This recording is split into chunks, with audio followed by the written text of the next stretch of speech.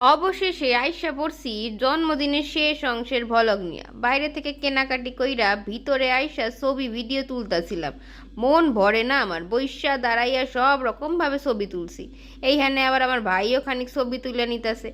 এইখানে ডেকোরেশন নিয়ে কোনো কথা হইব না, এক্কেবারে অসাধারণ। নিচেরও খানিক ভিডিও কইরা নিতেছিলাম।